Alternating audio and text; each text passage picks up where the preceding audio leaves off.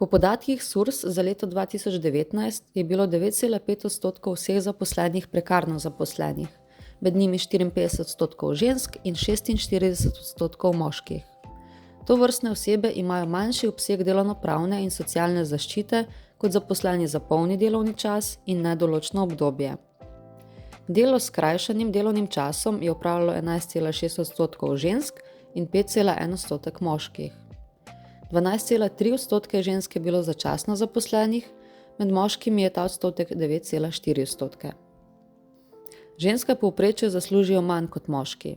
Vzrokov za tako imenovano plačno vrzel je več, med seboj so povezani in so posledica diskriminacije na delovnem mestu.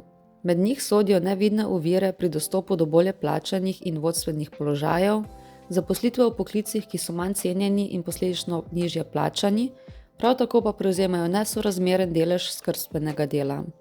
Plačna vrzel v Sloveniji je 3,8%, pokojninska pa 16,4%.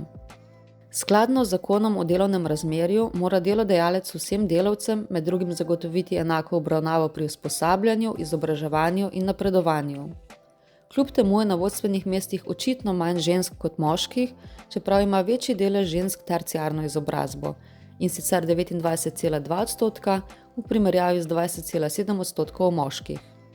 V največjih podjetjih v Sloveniji, ki kotirajo na borzi, je bilo leta 2022 nič predsednic, 23,8% članic uprav, 23,8% predstavnic zaposlenih, 10,5% generalnih direktoric ter 18,5% izvršnih direktoric.